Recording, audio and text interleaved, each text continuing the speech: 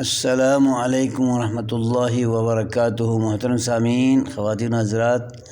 اجالا چاندنی امید Islamic channel سے میں آپ کی خدمت میں ویڈیو لے کر حاضر ہوا ہوں۔ اس ویڈیو میں عرض کرنا چاہتا ہوں کہ اللہ کا ارشاد ہے وَابْتَغُوا إِلَيْهِ الْوَسِيلَةَ، کہ میرے بندو، میری بندیوں، محمد عربی صلی اللہ علیہ وسلم کے امتیوں، کلمہ لا الہ الا اللہ محمد رسول اللہ صلی اللہ علیہ وسلم پڑھ کر دائرۂ اسلام میں داخل ہونے والے سعادت مندوں، تم میری رضا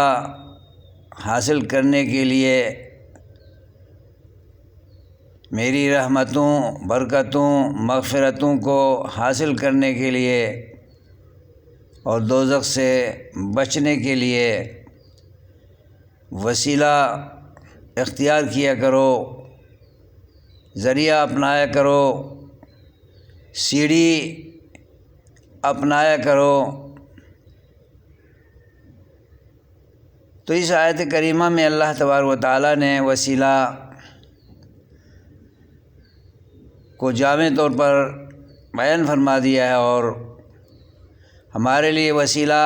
اللہ تعالیٰ کی کتاب ہے،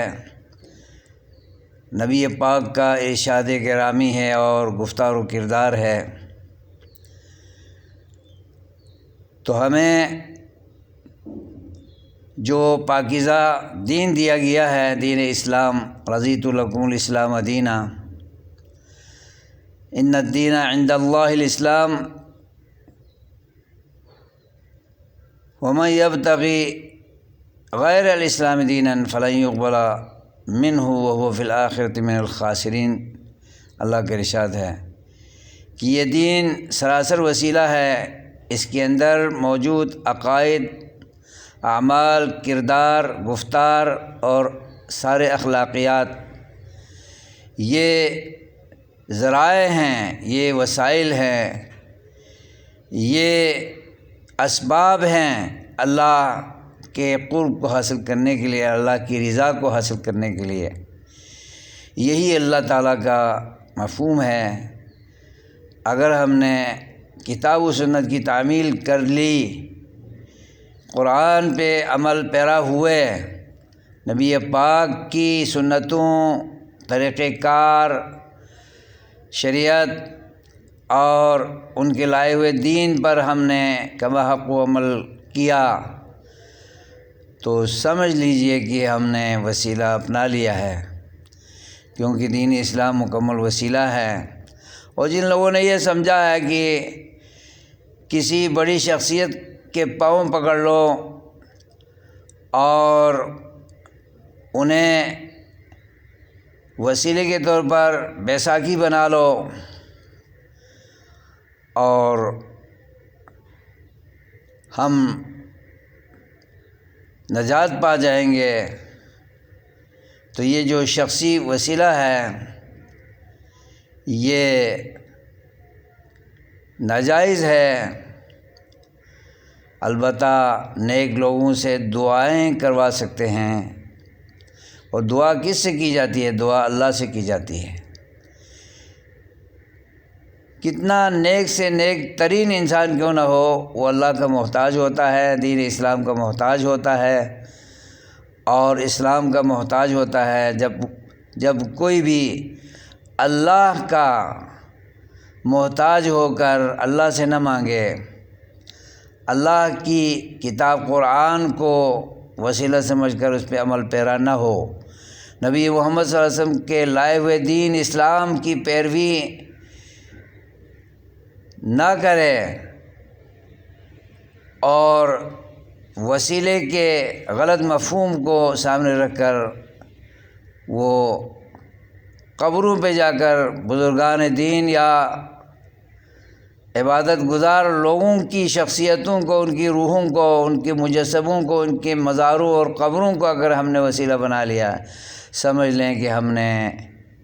دین اسلام کو دھکیل دیا ہے، دین اسلام کے عقائد کی عمارت کو ہم نے دڑام سے گرا دیا ہے، مسمار کر دیا ہے۔ ہم نے وسیلہ کو سمجھا ہی نہیں ہے۔ دین اسلام ہی دراصل وسیلہ ہے، قرآن وسیلہ ہے، تقوی وسیلہ ہے، عقائد اسلامیہ وسیلہ ہیں، اور انہی کو وسیلہ کے طور پر اپنائیں، عمل کیجیے، توحید پہ قائم رہیے، شرک سے سراسر بچیے، بدعات سے بچنے کی کوشش کیجیے، اور رب کے حضور گڑ گڑائیے، مشکلات میں، آسانیوں میں، تنگیوں میں، تکلیفوں میں، بیماریوں میں،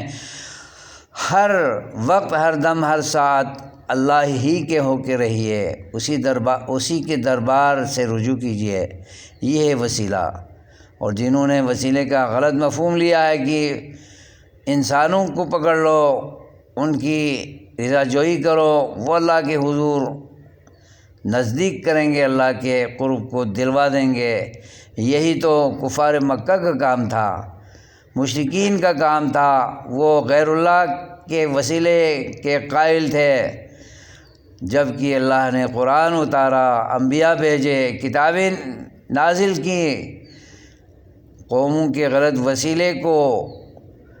ٹھکرانے کے لیے اور اس غلط وسیلے سے امت کو، لوگوں کو، انسانوں کو بچانے کے لیے انبیاء بھیجے،